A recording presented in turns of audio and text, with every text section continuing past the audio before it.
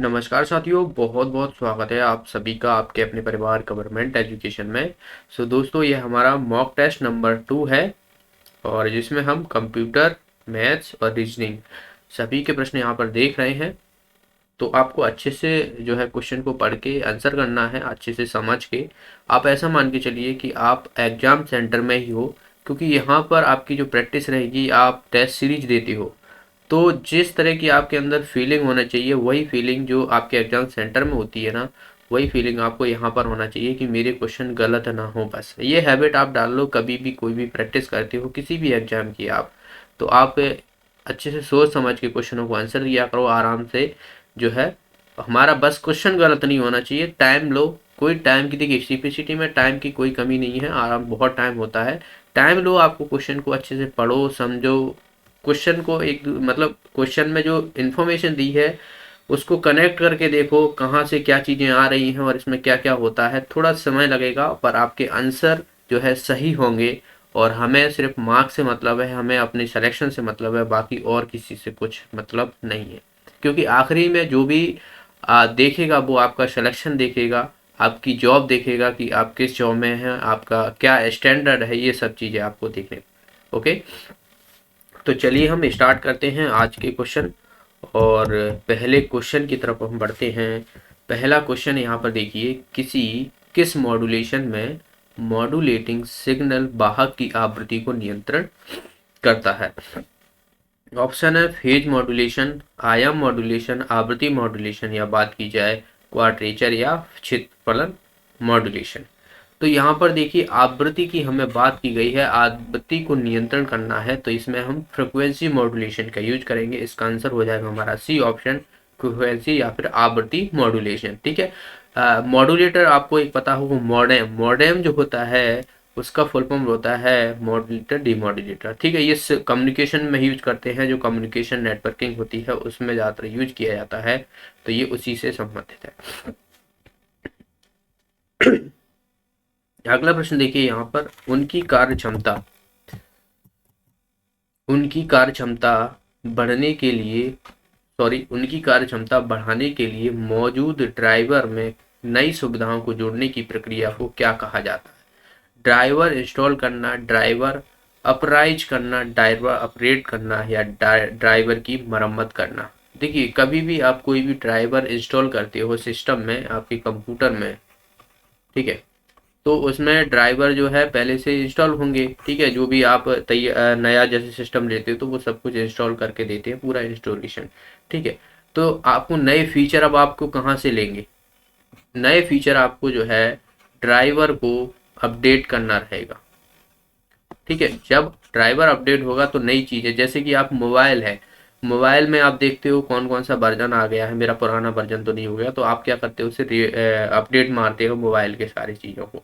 ठीक है, जैसे आप कोई एप्लीकेशन ही चलाते हो तो एप्लीकेशन में आप देखते हो प्ले स्टोर पे कि कभी कभी कोई एप्लीकेशन चलते नहीं है, उसको अपडेट मारना पड़ता है। तो क्या है कि उसमें नई चीज़ें जो है वो जोड़ी जाती हैं, बहुत सारी जो है वो सही चीज़ें की जाती हैं। तो ये सब चीज़ें हम ड्राइवर अपडेट के कारण करते हैं। तो यहाँ पर ड्राइवर्स की बात की गई थी, ड्राइवर। ओके, तो ड्राइवर अपडेट करना, सी ऑप्शन इसका आंसर हो जाए। अगला प्रश्न देखिए, यहाँ पर आउटपुट डिवाइस नहीं है, ये पूछा गया है। प्लॉटर, स्पीच सिंथेसाइजर, मैग्नेटिक स्याही चिन्ह पहचान, इसे हम मैग्नेटिक इंक कैरेक्टर रिकॉग्नाइजेशन बोलते हैं, स्मार्ट और बुद्धिमान टर्मिनल। इसमें हमें आउटपुट डिवाइस नहीं है, इसका आंसर हो जाएगा हमारा सी ऑप्शन। यह दरअसल जो है एक इनपुट डिवाइस है। ठीक है, इनपुट डिवाइस है, और बाकी प्लॉटर हो गए, ये सभी जो है आपको देखने को मिलेंगे आउटपुट डिवाइस, जिसका फुल फॉर्म भी आप याद रखना है, magnetic ink character recognition. Okay, next यहाँ पर उच्च स्तरीय भाषा सी का आविष्कार डैश ने किया था। यानी सी जो लैंग्वेज है, ठीक है, इसका जो है डिस्कवर किसके द्वारा किया गया था, तो डिस्कवर किया गया था डेनिस रिच के द्वारा। देखिए ऑप्शन यहाँ पर सी ऑप्शन इसका आंसर हो जाएगा, डेनिस रिच। ये हाई लेवल लैंग्वेज है। ठीक है, याद रखना है, हाई लेवल लैंग्वेज है। हाई लेवल लैंग्वेज में आपको सी प्लस प्लस, जावा हो गया, ठीक है, ये सब देखो, ओप्स जो कि जावा का ही रूप है एक, OOP ऑब्जेक्ट ओरिएंटेड प्रोग्रामिंग। ठीक है, तो ये आप याद रखना है इन सबको। ये क्या है, आपकी हाई लेवल लैंग्वेज है। अगला प्रश्न देखिए यहाँ पर, कंप्यूटर डेस्क प्रोग्राम निर्देशों का एक सेट होता है जो स्वयं को फाइल से अटैच कर सकता है, स्वयं को पुनः प्रस्तुत कर सकता है और दूसरी फाइलों में फैल सकता है। ऑप्शन है यहाँ पर बॉम्ब, वायरस, ट्रोजन हॉर्स या फिशिंग स्कैम। तो फिशिंग स्कैम पे तो आपने पहला ही, जो मैंने पिछला वीडियो देखा था तो उसमें बताया था, वो कॉल से संबंधित होती हैं। आपकी जानकारी जो है वो दूसरे के द्वारा फ्रॉड किए जाते हैं। जैसे कि आजकल आपने देखे होंगे बहुत सारे फ्रॉड कॉल होते हैं, ठीक है, आपके अकाउंट से पैसे निकाल लिए जाते हैं या ऐसे करके, तो ये फिशिंग होती है। तो ये हमारा ऑप्शन नहीं होगा। Trojan horse, virus, bomb, bomb ये सब जो है आप देखोगे, ये ट्रोजन हॉर्स हो गया, बॉम्ब हो गया, ये भी एक वायरस का ही रूप होते हैं, पर इसमें जो है ये फाइलों में ट्रोजन हॉर्स रहता है एक ही चीज में, दूसरों के द्वारा अटैक होना है। लेकिन वायरस आप देखोगे यहाँ पर, वायरस क्या करता है, अगर आपकी सिस्टम में वो फैला है तो वो दूसरी में फैल जाएगा, ठीक है, अटैच हो जाएगा, छुप जाएगा, पुनः पुनः फिर से आ जाएगा, ठीक है। तो ये जो है वायरस के माध्यम से देखने को मिलती है। वायरस की फुल फॉर्म पूछ ली जाती है, तो वायरस की फुल फॉर्म होती है whittle information resource under seize, ठीक है, याद रखना है, whittle information resource under seize जो रहती है, ये इसकी फुल फॉर्म रहती है। यह क्वेश्चन आपको MPPSC में भी देखने को मिला था, ये वाला, इसकी फुल फॉर्म पूछ ली गई थी बस कि वायरस की फुल फॉर्म क्या होती है, याद रखना है, whittle information resource under seize. Next यहाँ पर, टेक्स्ट और संख्याओं से बनी सामग्री को सबसे अच्छे रूप में कैसे प्रदर्शित किया जाता है। टेक्स्ट है, ठीक है, और संख्याएं भी हैं, ऐसे करके, जैसे मान लिया मैंने अपना नाम लिखा है यहाँ पर, तो ये हो गया टेक्स्ट, ठीक है, ये हो गया टेक्स्ट। अब यहां से आप बात की जाए, इस तरीके से मैंने लिख दिए नंबर, तो table slide, selection slide, title slide या बात की जाए पिक्चर स्लाइड, तो ये हमें टेबल में देखने को मिलेगी। टेबल में आप अच्छे से इसको प्रस्तुत कर पाओगे। भाई एक तरफ टेक्स्ट है, यहाँ पर नाम लिख दिया, और संख्या मान लो आपका एड्रेस है 341, इस तरीके से जो है आपका एड्रेस डला हुआ है, तो ये संख्या हो गई। मोबाइल नंबर हो गए, जैसे आप कहीं एंट्री मारते हो, कॉलेज वॉलेज में जाते हो तो आपका नाम लिखना पड़ता है, मोबाइल नंबर और सिग्नेचर, इस तरीके से, तो वो क्या होता है, हमारा टेबल में हमें देखने को मिलती हैं चीज़ें। तो आसान सा था। अगला प्रश्न देखिए, डैश आपके सिस्टम को हैकर से बचाता है, फायरवॉल, इंट्रूडर, बैकअप या डिवाइस ड्राइवर। तो आप सभी को पता होगा, फायरवॉल जो रहती है ये हमें हैकरों से बचाती है। इंपॉर्टेंट क्वेश्चन है। चलिए अगला प्रश्न देखिए, देश के डोमेन यानी कंट्री डोमेन को डैश भी कहा जाता है। कंट्री डोमेन, कंट्री डोमेन क्या होते हैं, देखिए कंट्री डोमेन के बारे में आपको बता दूं, जैसे आपने कोई गवर्नमेंट वेबसाइट देखी होगी गवर्नमेंट की, जैसे www.isro.gov.in, ये एक अपने स्पेस एजेंसी है भारत में, जिसकी ये वेबसाइट की ये है। तो यहाँ पर आप देख रहे हो ये .in जो देख रहे हो, ये दरअसल जो है डोमेन कंट्री का, इंडिया, IN का मतलब होता है इंडिया से, ठीक है। अलग अलग जो है US का US होगा, वहाँ पर अलग अलग कंट्रियों की अलग अलग चीज़ें यहाँ पर देखने को मिलती हैं। तो ये, इसको हम और किस नाम से जानते हैं, ये पूछा गया है। ऑप्शन है यहाँ पर निम्न स्तरीय डोमेन, सुरक्षा स्तर डोमेन, शीर्ष स्तरीय डोमेन या योग्य डोमेन। तो देखिए योग्य डोमेन ऐसा कुछ नहीं होता है, निम्न स्तरीय ये भी नहीं होगा, सुरक्षा और शीर्ष। क्या आपको लगता है कि IN लिखने से मुझे सुरक्षा मिलेगी, प्रोटेक्शन मिलेगी? कि अगर IN की जगह मान लो मैं पूरा इंडिया लिख देता, तो क्या, तो प्रोटेक्शन नहीं मिलती?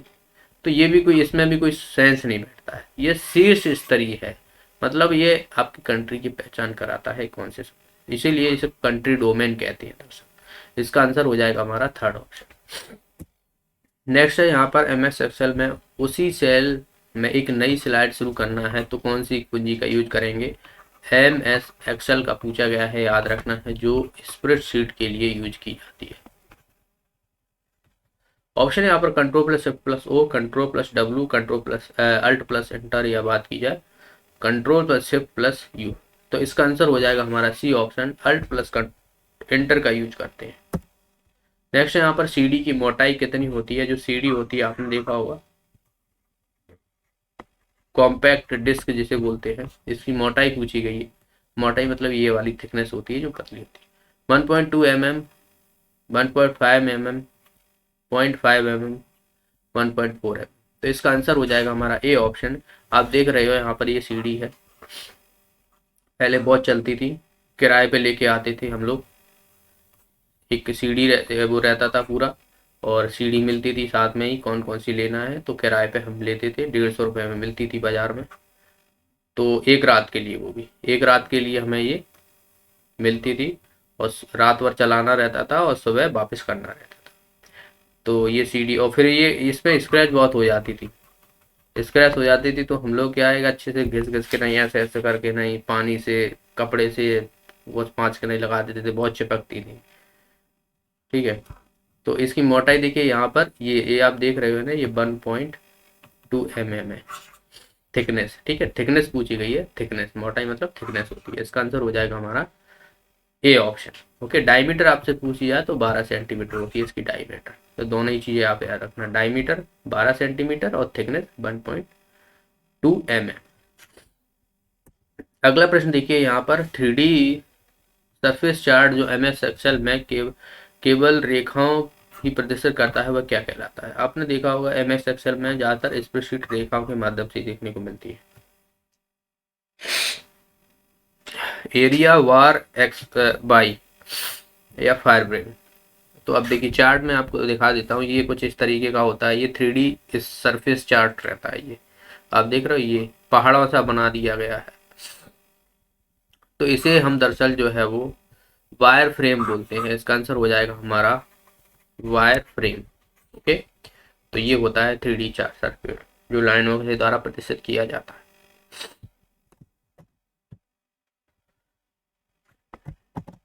चलिए अगला प्रश्न देखते हैं। यहाँ पर देखिए अगला प्रश्न है यहाँ पर कि ALU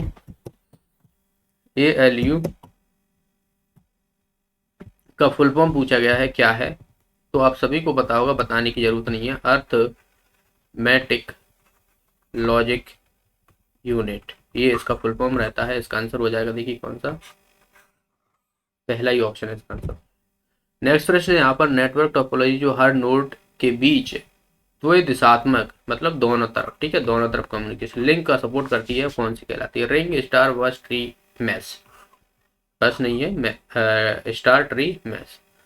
तो इसका आंसर दरअसल हो जाएगा हमारा फोर्थ ऑप्शन, मैश टोपोलॉजी। क्या होती है? मैं टोपोलॉजी पे ऑलरेडी वीडियो बना चुका हूँ, अगर आपने नहीं देखा तो आप देख सकते हो, आपको मिल जाएगा। ये मान लो हमारे सिस्टम है, ये इससे कनेक्ट है, ये इससे कनेक्ट है, ये इससे कनेक्ट है, ये इससे कनेक्ट है, ये इससे कनेक्ट है, ये इससे कनेक्ट है, इस तरीके की। तो मतलब आप देख सकते हो ये कभी भी फेल नहीं हो सकता। मान लो ये वाला कनेक्शन टूट जाता है तो इसको इसके माध्यम से कनेक्शन मिल जाएगा। तो ये द्विदिशात्मक होती है, मतलब दोनों तरफ भी होती है एक तरीके से। ठीक है, तो ये बहुत अच्छी होती है। सबसे बेस्ट जो रहती है वो मैश टोपोलॉजी रहती है, याद रखना है, मैश टोपोलॉजी रहती है वो सबसे बेस्ट टोपोलॉजी रहती है आपसे पूछा जाए तो। रिंग में आपको रिंग की तरह मिलेगी, ये सिस्टम यहाँ पर कनेक्ट होंगे इस तरीके से रिंग की तरह। स्टार में आपको स्टार की तरह यहाँ पर मॉडेम लगा होगा, ये सिस्टम जड़े हुए हैं एक दूसरे से। यहाँ पर सिस्टम मॉडेम खराब तो सारे सिस्टम में कम्युनिकेशन कट हो जाएगा। ट्री की तरह होता है इस तरीके से, ये ट्री है। ओके, एक क्वेश्चन पूछा गया था कि जो बात की जाए, जो एटीएम होते हैं, एटीएम जो होते हैं उसमें कौन सी टोपोलॉजी यूज होती है? एटीएम में रखना है स्टार टोपोलॉजी यूज होती है।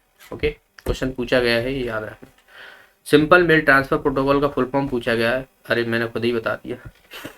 SMTP का फुल फॉर्म पूछा है, तो सिंपल मेल ट्रांसफर प्रोटोकॉल होता है। इसका आंसर हो जाएगा हमारा बी ऑप्शन। दिमाग बिल्कुल भी काम नहीं कर रहा है जुकाम की वजह से। सिंपल मेल ट्रांसफर कोड हो जाएगा जो मेल ट्रांसफर के लिए यूज करते हैं दरअसल। इसका आंसर हो जाएगा हमारा बी ऑप्शन। अगला प्रश्न यहाँ पर, प्रिंट डायलॉग बॉक्स में सक्रिय वर्कशीट विकल्प क्या करता है? जो डायलॉग बॉक्स होता है, प्रिंट डायलॉग बॉक्स होता है, ठीक है, वर्कशीट में MS एक्सेल में, तो वो काम क्या करता है? इसमें देखिए इसी में छपा हुआ है प्रिंट डायलॉग बॉक्स, तो जाहिर सी बात है प्रिंट करने के लिए यूज होगा। ये होगा कि नहीं होगा? अब देखिए ऑप्शन देखिए यहाँ पर, सभी कार्य पुस्तिकाओं को प्रिंट करता है, वर्तमान में खुली कार्य पुस्तिका को प्रिंट करता है, चयनित कक्षों को प्रिंट करता है, केवल चयनित कार्यपटल यानी जो सीट रहती है, ठीक है, सीट कार्यपत्रक जो रहता है वो सीट बोलते हैं उसे, कार्यपत्रक को, उसको प्रिंट करेगा। तो अब देखिए इसमें तो कंफ्यूजन हो गई। तो यहाँ पर देखिए एक चीज लिखी हुई है सक्रिय, करंट जो सीट है उसी को कलेक्ट करेगा, मतलब जो है चयनित कार्यपटल, केवल जो हमारी सक्रिय और केवल चयनित जो है जिस पर हम काम कर रहे हैं, वह जाहिर सी बात है जिस पर हम काम कर रहे हैं तो वही चयनित होगी, ठीक है। तो केवल चयनित सीट को ही प्रिंट करता है प्रिंट डायलॉग बॉक्स में। ओके, याद रखना, इसका आंसर हो जाएगा डी ऑप्शन। अगला प्रश्न देखिए, नेट स्केप नेविगेटर उदाहरण है, ये एक यूएस की कंपनी है और ये जो है वो वेब ब्राउजर होता है, वेब ब्राउजर। ओके, इसका आंसर हो जाएगा हमारा सेकेंड ऑप्शन। जैसे वेब ब्राउजर आपको जैसे क्रोम का है, इंटरनेट एक्सप्लोरर हो गया, ठीक है। मेरी राइटिंग पे बिल्कुल मत जाना, मेरी राइटिंग बहुत ही खराब है। ओके, अगला प्रश्न देखिए, यहाँ पर एक पतली चौड़ी सी डॉट मैट्रिक्स में स्तंभों की संख्या पूछी गई है। स्तंभ मतलब होते हैं कॉलम, तो उसकी पूछी गई है 100, 80, 70 या 50, तो उसमें 80 होती है। इसका आंसर हो जाएगा हमारा बी ऑप्शन। आजकल जो ज़्यादातर प्रिंटर जो यूज होते हैं वो याद रखना है, लेजर प्रिंटर यूज होते हैं, लेजर प्रिंटर, ठीक है। जो भी आप दुकानों में देखते हो वो लेजर प्रिंटर ही होते हैं। जहाँ पे भी अभी देखो आप आपने ज़्यादातर देखते हो जहाँ पे फोटो कॉपी कराते हो, वो सब जो है लेजर प्रिंटर होते हैं। ओके, तो यहाँ पर पूछा गया डॉट मैट्रिक्स प्रिंटर का स्तंभों की संख्या, कॉलम की संख्या जो रहेगी इसमें 80 रहेगी। तो प्रिंटर से क्वेश्चन पूछ ले जाते हैं, याद रखना है। यहाँ पर देखिए हमें यूएसबी का संस्करण नहीं है, यूएसबी का वर्जन पूछा गया है, इसमें से वर्जन कौन सा नहीं है, 2.0, 1.1, 3.1 या 4.1। तो इसका आंसर हो जाएगा हमारा 4.1। इस तरह की अभी कोई यूएसबी नहीं आती है, मैं आपको वर्जन बता दे रहा हूँ। देखिए ये आप देख रहे हो यहाँ पर ये सारे वर्जन है, ठीक है, इसके यूएसबी के। इसमें आपको देखिए यूएसबी 1.1 है, यूएसबी 2 है, ये तो आपने लिखा भी देखा होगा बहुत सी जगह, हाई स्पीड यूएसबी, ठीक है, ये आप देख रहे हो। 3.2 है, 3.2 जनरेशन 1 जनरेशन 2, इसकी 2 जनरेशन देखने को मिले। वहीं हम बात करें यूएसबी 3.2 जनरेशन 2x2 है, यूएसबी 4, ये यूएसबी 4, लेकिन 4.1 अभी तक नहीं देखी गई है, ठीक है। तो यूएसबी 4 तक हमें देखने को मिला है, इसमें 4.1 अभी देखने को नहीं मिली है, तो इसका आंसर हो जाएगा डी ऑप्शन। बाकी आप देखिए यहाँ पर ये सब हमने देखा हुआ है। यहाँ पर देखिए आपको यहाँ पर 3.1 नहीं दिख रहा, ये देखिए ये है ना, ये आप ध्यान रखो। तो आप बोलो कि 3.1 तो था ही नहीं सर, तो 3.1 है, ठीक है, लेकिन 4.1 नहीं दिखेगा आपको, यहाँ पर 4 देखेगा, 3.2 देखेगा, ठीक है। तो ये याद रखना है। सबसे ज़्यादा स्पीड अभी 4 यूएसबी 4 में देखने को मिलती है, 40 गीगा पर सेकेंड में, ठीक है, बिट पर सेकेंड। नेक्स्ट है यहाँ पर यूएसबी का प्रकार नहीं है, ये पूछा गया यूएसबी का कौन सा टाइप नहीं है। यूएसबी के वर्जन मैंने आपको बता दिए कि ये वर्जन है। अब टाइप कौन से होते हैं, जैसे आपने देखा होगा चार्जर आजकल आते हैं सी टाइप का, और एक जो नॉर्मली कॉमन सा होता है, ज़्यादातर सी टाइप का आपको देखने को मिलते हैं, अब ज़्यादातर मोबाइलों में आते हैं। तो इसमें से कौन सा नहीं है, तो ये यूएसबी का पूछा गया है, चार्जर का नहीं पूछा गया, मैं बता रहा हूँ आपको, ठीक है। यूएसबी यूनिवर्सल सीरियल बस जिसे हम बोलते हैं, तो इसमें आंसर हो जाएगा टाइप ई। टाइप ई का कोई भी ऐसा यूएसबी नहीं देखा गया है। बाकी आपको देखिए यहाँ पर मैं बता देता हूँ, देखिए यूएसबी A1 ये इस टाइप का था यूएसबी पहले, फिर गोल आने लगा था ये करके, ठीक है। ये यूएसबी बी टाइप का, यूएसबी बी मिनी, ये आपने माइक्रोमैक्स के फॉर्म में देखा होगा, माइक्रोमैक्स के फ़ोन आते हैं उसमें पहले ऐसे चार्जर लगते थे, ठीक है। तो ये हो गया माइक्रो, ये यूएसबी बी माइक्रो छोटा होने लगा, फिर ये सी आप देख रहे हैं यूएसबी सी टाइप का, ये आप देखने को मिलता है, और लाइटिंग भी आने लगी अब। तो ये अभी जो है इसके करंट वर्जन है सारे अभी तक के, इसमें ई अभी नहीं है। ओके, तो यहाँ पर बी सी तक दिखा है, ए बी और सी तक है, बाकी ई नहीं है इसमें, ठीक है। तो यहाँ पर बी 5 पिन का है, ए है और सी है, तो इसमें पूछा गया था नहीं है, तो ई ऑप्शन इसका आंसर। ये पूछा गया है, ये हमें बताना है कि इसका जो है ये क्या है, आप देख रहे हो ये हार्ड डिस्क। पिछले में हमने क्या देखी थी, रैम देखी थी, कुछ इस तरीके की थी, यहाँ पर प्रोसेसर लगे रहते हैं देखो। तो ये आप सभी को पता होगा, पेन ड्राइव हो जाएगा इसका आंसर, आसान सा प्रश्न है, पेन ड्राइव, ठीक है। पेन ड्राइव जो कि एक स्टोरेज डिवाइस है, स्टोरेज डिवाइस या पेन ड्राइव, जिसे हम पीडी भी बोलते हैं शॉर्ट फॉर्म में। ओके, यूपीएस का फुल फॉर्म पूछा गया है, unique power system, universal power system, universal power source, uninterrupted power supply, बताना है इसका आंसर। तो यूपीएस आपने देखा होगा, जो सिस्टम रहते हैं, कंप्यूटर रहते हैं, उनके साथ एक यूएसबी दिया जाता है, जिसे हम बैटरी भी कहते हैं कभी कभी, तो उसे वो एक जो है यूपीएस होता है, और ये दरअसल जो है पावर सप्लाई करता है सिस्टमों में। अगर आपकी लाइट भी चली जाएगी तो ये पावर सप्लाई कर देगा और कुछ टाइम तक जो है ये इस सिस्टम को बंद नहीं होने देगा। तो ये क्या होता है, अनइंटरप्टेड पावर सप्लाई। ओके, इसका आंसर हो जाएगा हमारा फोर्थ ऑप्शन। तो ये अनइंटरप्टेड, कोई इंटरप्ट नहीं होता, अगर आपकी लाइट भी चली जाएगी फिर भी जो है वो काम कर सकोगे। नेक्स्ट है यहाँ पर, स्रोत कोड को कुशल मध्यम प्रतिरूप यानी इफिशिएंट इंटरमीडिएट रिप्रेजेंटेशन में कौन अनुवादित करके तुरंत कार्यान्वयन करता है? असेंबली भाषा, मशीन भाषा, प्रोग्रामिंग भाषा, इंटरप्रेट भाषा। ठीक है, तुरंत पूछा गया है, तो इसका आंसर दरअसल हो जाएगा इंटरप्रेटर। देखिए, इंटरप्रेटर हो गया, कंपाइलर हो गया, इन दोनों में आपको ज़्यादातर जो है कन्फ्यूजन देखने को मिलता है। ये दोनों ही जो है वो मशीन भाषा में कन्वर्ट करने को देखने को मिलते हैं। इंटरप्रेटर, देखिए इंटरप्रेटर क्या होता है कि एक ही टाइम में एक प्रोग्राम है उसका, तो एक टाइम में एक स्टेटमेंट को मशीन कोड में कन्वर्ट करेगा। लेकिन कंपाइलर जो रहता है वो एडवांस है, उसमें जितने भी प्रोग्राम में जो पूरा इंटायर जो भी प्रोग्राम है वहाँ पर दिए हुए स्टेटमेंट, उसको एक साथ ही मशीन कोड में कन्वर्ट करते हैं। तो ये दो अंतर, ये एक जो मोस्टली अंतर है इसमें याद रखना है। करते तो दोनों मशीन कोड में ही है, लेकिन याद रखना है इंटरप्रेटर जो रहता है वो एक ही टाइम पे एक ही स्टेटमेंट को मशीन कोड में कन्वर्ट करेगा, लेकिन कंपाइलर जो है वो पूरी कोड को, पूरे प्रोग्राम को ही मशीन कोड में कन्वर्ट कर लेगा, जिसका आंसर हो जाएगा हमारा फोर्थ ऑप्शन। नेक्स्ट है यहाँ पर ऑपरेटिंग सिस्टम नहीं है, इसमें से हमें पूछा गया है Windows 7, Windows XP, Windows 95, Windows 97। तो देखिए विंडोज 7 आपने बहुत पॉपुलर है, सभी ने सुना है, एक्सपी भी सुना है, बहुत पहले पुराना चलता है। 95 और 97 इन दोनों में ज़्यादातर आपको कन्फ्यूजन हो सकती है। ठीक है, तो इसका आंसर हो जाएगा डी ऑप्शन, 97 नहीं है। मैं आपको सारे वर्जन दिखा देता हूँ। यहाँ पे देखिए 95 से, विंडोज 95 से ये शुरू हुआ है। ठीक है, विंडोज 95, 98 आया है, 2000 मी, एक्सपी, विस्टा। ठीक है, विस्टा, विंडोज 7, 8, विंडो 8.1 वर्जन 10 आया है, और अभी जो करंट में चल रहा है विंडो 11 वर्जन। ठीक है, तो ये है आपके वर्जन। तो 97 नहीं था, याद रखना। 95, 98 ये आपको देखने को मिल रहे हैं। विंडोज NT 4.0 तो ये भी है। तो ये वर्जन आप याद रखना एक बार अच्छे से, क्योंकि यही आप दो दे दिए जाएंगे और आपसे पूछ लेगा कौन सा वर्जन।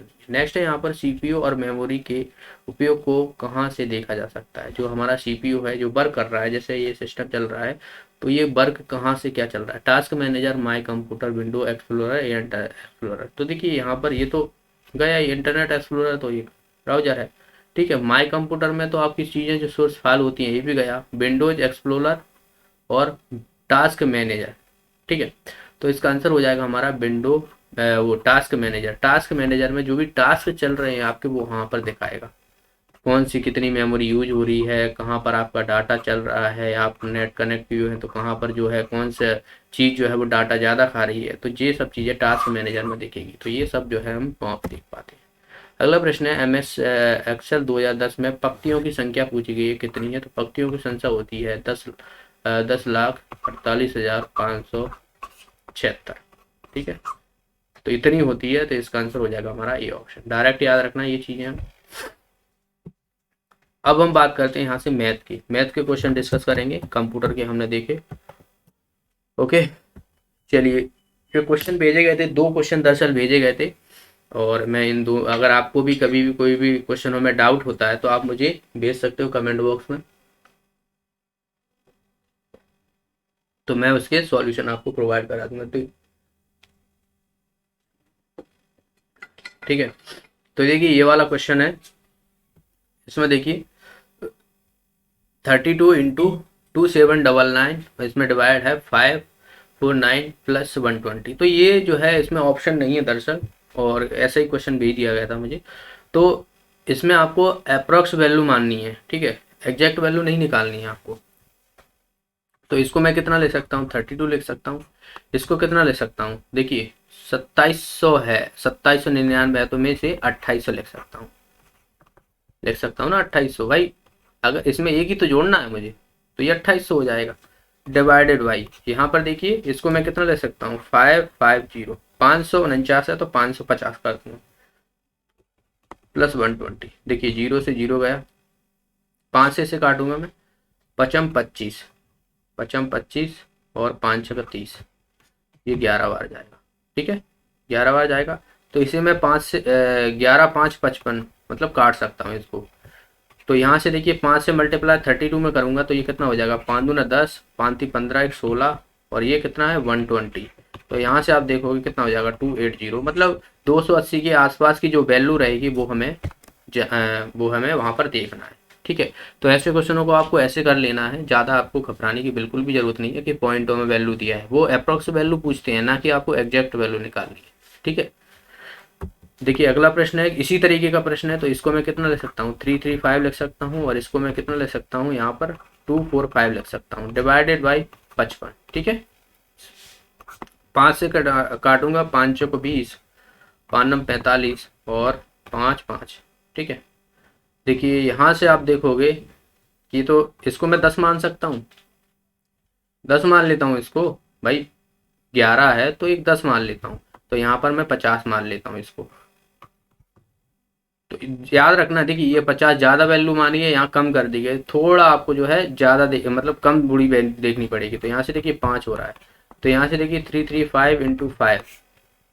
अगर आप इसे भी देखोगे, 55 को मैं 5 से मल्टीप्लाई करता हूँ तो 55 25, यहाँ से लगा 2, 55 25 और 2 27 हो रहा है। मतलब आप देखिए यहाँ से आप देख रहे हो ना, ये 2405 है और ये 2700, मतलब एक ज़्यादा हो रही वैल्यू, ठीक है। तो थोड़ा कम देखना आप यहाँ से। तो देखिए 55 25 2 5 15 16 17, यहाँ से लगा 1, 5 15 1 16, मतलब इसके आसपास की वैल्यू आप देख लेना उसमें, क्योंकि ऑप्शन जो है आपको दूर दूर दिए होते हैं, ठीक है। नहीं तो आप इसे इससे डिवाइड कर लो, 5 छक्का 30, 5 7 35, तो ये 11 बार चला जाएगा, यहाँ से 11 दूना 22, कितना बचेगा 11 दूना 22। तो इसमें आप देखोगे 67 इंटू 22, तो 2 7 14, 2 6 12 1 13, 11 4 7, और यहाँ पर देखोगे ये कितना हो जाएगा हमारा, अच्छा ये 11 से मल्टीप्लाई करना है ना, 4 4 और 3 7, ये हो जाएगा 4, मतलब 1400 1500 के बीच में वहाँ आसपास वैल्यू हो ना, वो देख लेना, ठीक है, इतना ही आंसर आएगा। चलिए अगला प्रश्न देखिए, यहाँ पर यदि 7 घंटों में 22 नलों में एक किसी टंकी को भरा जा सकता है, 44 नलों द्वारा कितने घंटों में 4 टंकी भरे सकते हैं। ये क्वेश्चन दरअसल जो है वो आया हुआ क्वेश्चन है, दरअसल सीपीसीटी में ही आया हुआ क्वेश्चन है। देखिए 7 घंटों में 22 नल किसी टंकी को, मतलब एक टंकी है उसको भर रहा है, 7 घंटों में 22 नल एक टंकी को भर रहे हैं। तो वही हम बात की है 44 नल, ठीक है, 4 घंटों में, सॉरी 4 टंकियों को कितने घंटों में भर सकते हैं, टाइम टी, ठीक है। 44 नल कितने टाइम में 4 टंकी, तो यहाँ से देखिए ये कितना हो जाएगा, 11 से 4, 11 दूना 22, यानी टी इक्वल टू आ जाएगा 14 घंटों में भरेगा, इसका आंसर आ जाएगा हमारा फर्स्ट ऑप्शन। अगला प्रश्न देखिए, यहाँ पर कोयले के दामों में 20% की बढ़ोतरी हुई है, तो परिवार को अपनी खपत में कितने प्रतिशत की कटौती करनी रहेगी, खर्च बराबर हो, ठीक है। देखिए पहले कोयला जो है वो 100 था, अब 20% बढ़ा दी गई है, तो कितना हो गया है यहाँ पर 120 हो गया है, ठीक है।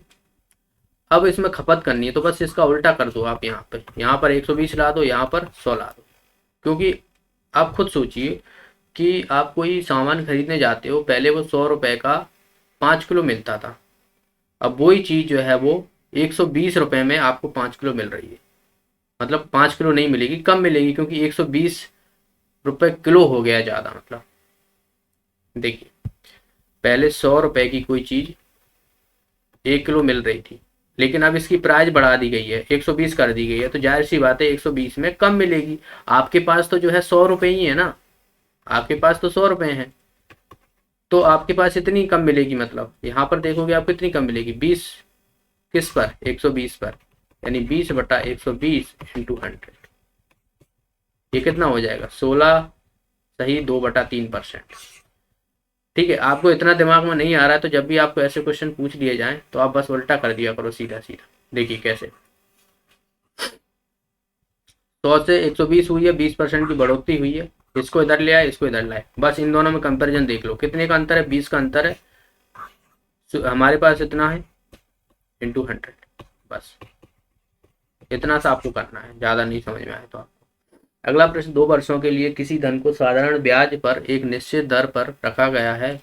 यदि दर 3% अधिक होती तो 300 अधिक प्राप्त होते। तो धन कितना था ये पूछा गया है, धन कितना था।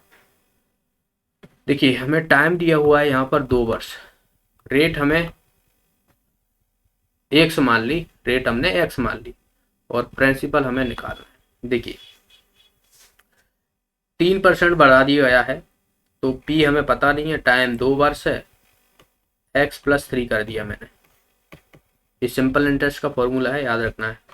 सिंपल इंटरेस्ट बराबर P×T×R/100 होता है। ठीक है, साधारण ब्याज है यहाँ पर देखना है, माइनस P×2×x/100 बराबर कर दिया 300। अब ये मैंने क्यों किया, देखिए शुरुआत में x% पर 2 वर्ष के लिए धनराशि, और अगली बार क्या बोला गया है कि जो रेट है वो 3% अधिक कर दी गई है, तो 300 अधिक प्राप्त होता है। मतलब इन दोनों का डिफरेंस जो है वो 300 ही तो होगा, तो इसीलिए मैंने डिफरेंस ले लिया। अब यहाँ से देखिए 100 को मैं इधर ले जाता हूँ, इधर, ठीक है, इधर ले, यहाँ से देखिए क्या हो जाएगा हमारा, देखिए ये हो जाएगा हमारा 2p, इसमें से कॉमन ले लेता हूँ मैं, 2p, ठीक है, x+3, ये -x = 3। तो यहाँ से देखिए x से कट जाएगा, ये कितना 3 है, तो 2p×3 बराबर 30 है। तो यहाँ से ये कितना बचेगा, 10,000 बचेगा, 2 से फिर काटूंगा तो ये कितना बचेगा, 5,000। तो p = कितना आ जाएगा हमारा, 5,000, यानी आंसर आ जाएगा हमारा ए ऑप्शन। अगला प्रश्न देखिए यहाँ पर, एक पहिया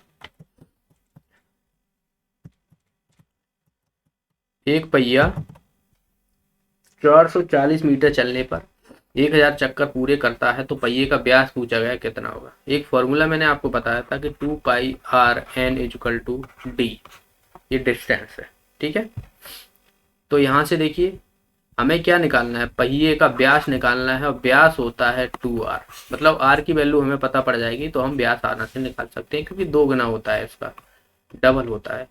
देखिए 22/7 × r/n कितना, यहाँ पर चक्कर लगा रहा है 1000, बराबर डिस्टेंस कितनी कवर कर रहा है, यहाँ पर डिस्टेंस कवर कर रहा है 440। ये मीटर में है तो सेंटीमीटर में हमें निकालना रहेगा, या फिर क्योंकि आप ऐसे निकालोगे, देख लेते हैं, देखिए क्योंकि यहाँ पर हमें यूनिट नहीं दी है ना, तो देख लेते हैं एक बार हम काट के क्या कैसा आंसर आ रहा है, क्योंकि आप देखोगे यहाँ पर सभी जो है ऑप्शन ही अलग दिए हुए।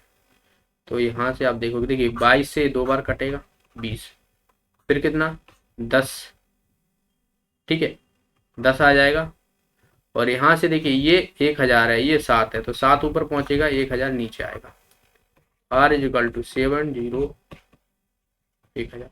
तो ये मतलब वही है कि इसमें आपको देखिए यहाँ पर, एक सेकेंड, कुछ गड़बड़ हुई है अपने पास।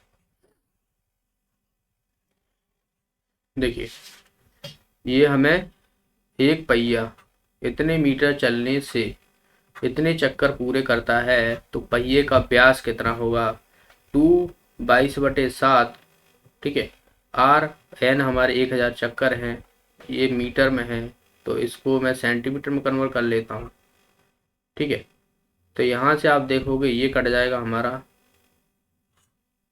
2 बार जा रहा है ये तो पूरा, और फिर 22/7 है तो 7 ऊपर आएगा, तब भी हमारा जो है यहाँ पर ऑप्शन नहीं आ रहा है। अच्छा, अरे ये तो r निकला है ना, यहाँ से देखिए, अरे d निकालना है तो 2r करेंगे ना अपन, तो ये 7 का मल्टीपल होगा, देखिए 14 आ जाएगा इसका आंसर, 0.4 आ जाएगा डी ऑप्शन। देखिए समझिए, मैं त्रिज्या निकालने लगा था। बोल तो रह चुका, मैं बिल्कुल भी दिमाग काम ही नहीं कर पा रहा।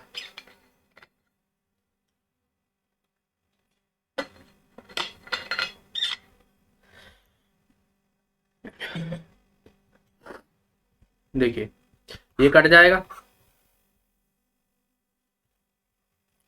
ये कट जाएगा तो यहाँ से 10 बचेगा। ठीक है, एक जीरो मैं और काट देता हूँ यहाँ से। R equal to 7/100। ठीक है, तो यहाँ से देखिए 0.00 ये 07 हो जाएगा, हो जाएगा।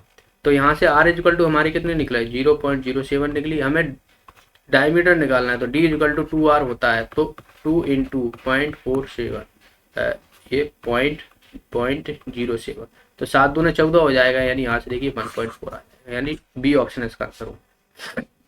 ओके, समझ में आ गया। चलिए अगला प्रश्न देख, रीजनिंग यहाँ से हम स्टार्ट करेंगे। रीजनिंग में आपको बताना है रीजनिंग।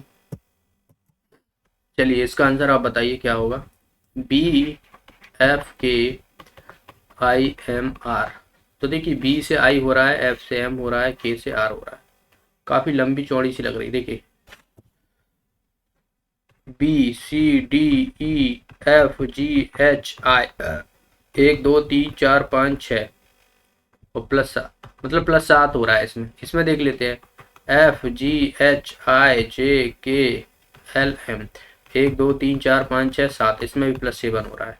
फिर के देख लेते हैं, KLMNOPQR 1 2 3 4 5 6 7, 1 2 3 4 5 6 7 LMNOPQR। ठीक है, तो इसमें भी सब में 7 7 हो रहा है, तो इसमें भी हम कर देंगे आगे चल के। बस इतना सा करना है। देखिए DEFGHIJK 1 2 3 4 5 6 7 के हो गया। देखिए के ये वाला ऑप्शन गया, 3 बचे। फिर GHIJKLMN 1 2 3 4 5 6 7 एन आएगा, के बाद एन आएगा। देख लेते हैं के बाद एन, के बाद एन, ये वाला गया, 2 बचे। फिर पी देख लेते हैं, PQRSTUVW 1 2 3 4 5 6 7 डब्लू आएगा। बी ऑप्शन इसका आंसर हो जाएगा। अगला प्रश्न देखिए, यहाँ पर 7 से 64 हो रहा है, तो 8 का मतलब क्या होगा। देखिए 7 तो गुणा 9 करता हूँ 63 होता है, +1 ऐड करूंगा तो 64 हो रहा है। 8 में देखिए यहाँ पर देखिए 7 से 9 मतलब 2 डबल कर दी, मतलब 2 आगे की संख्या को ऐड कर रहा है। अगर मैं इसमें 9 का ही करता हूँ तो 9 72 होता है, +1 ऐड करूंगा तो 73 होता है, जो कि यहाँ पर ऑप्शन में ही नहीं दिया है, तो ये हमारा काम नहीं करने वाला। मतलब यहाँ पर जो रूल बनेगा हमारा 7 से 9 मतलब 2 बढ़ा के कर दिए है, तो 8 से 10 होगी, तो 80 + 1 बराबर हो जाएगा 81। हमारा आंसर आ जाएगा डी ऑप्शन। अगला प्रश्न देखिए, रीता की ओर इशारा करते हुए निखिल कह रहा है, मैं उनकी माँ के बेटे का इकलौता बेटा हूँ। रीता का निखिल से क्या संबंध है, ये पूछा गया। रीता है, कोई लड़की खड़ी है, ठीक है, ये लो लड़की बना दी।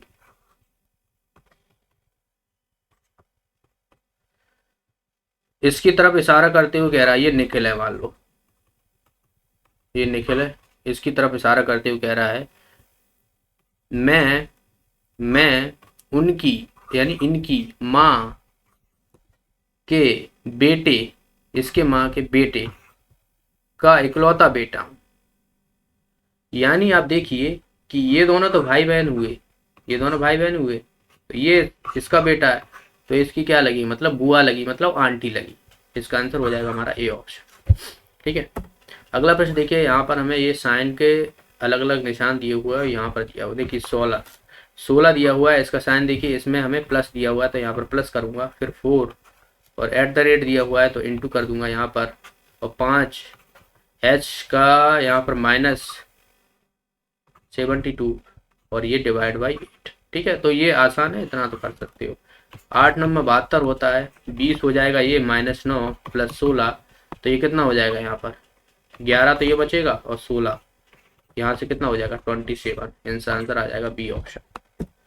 अगला प्रश्न देखिए, ZA/B इस तरीके से हमें श्रृंखला दी हुई, दोनों बताने। तो देखिए ZA ए जेड ए एक दूसरे इक्वल टू होते हैं। यहाँ पर देखो ए बी तो सी और डी और ई इस तरीके से। वी यू वी देखिए जेड के बाद वाई तो यहाँ पर एक्स होना चाहिए, एक्स वाई जेड एक्स, ठीक है। और यहाँ पर क्या होना चाहिए, डब्लू होना चाहिए, V W X Y Z इस तरीके से। तो X C W D, X C W D हमारा डी ऑप्शन इसका आंसर होगा। अगला प्रश्न देखिए, एक जवान सोल्जर है 2 किलोमीटर उत्तर की दिशा में चल रहा है, मतलब ऊपर की चल रहा है 2 किलोमीटर, और फिर वह अपने बाएं मुड़ जाता है, बाएं मतलब लेफ्ट साइड मुड़ता है, 3 किलोमीटर चल रहा है। फिर वह बाएं मुड़कर लगातार चलता है, फिर वह बाएं मुड़कर लगातार चल रहा है। अब वह किस दिशा में चल रहा है, तो ये कौन सी है, दक्षिण दिशा है। आंसर आएगा हमारा ए ऑप्शन। तो ये थे आज के प्रश्न। ओके, वीडियो कैसा लगा कमेंट बॉक्स में जरूर बताना, और लाइक में बिल्कुल भी कंजूसी मत करना, शेयर कर देना सभी दोस्तों के साथ जो लोग पढ़ने वाले हैं, स्टूडेंट हैं, जो लोग प्रैक्टिस कर रहे हैं, जिनका कुछ सपना है करने का। और जो भी साथी नए हैं चैनल को सब्सक्राइब कर लेना। आपका कोई भी डाउट है, क्वेश्चन है, तो आप मुझे कमेंट बॉक्स में सेंड कर सकते हो, और मैं नेक्स्ट वीडियो में उसको ज़रूर शामिल करूँगा। तो तब तक के लिए बहुत बहुत धन्यवाद।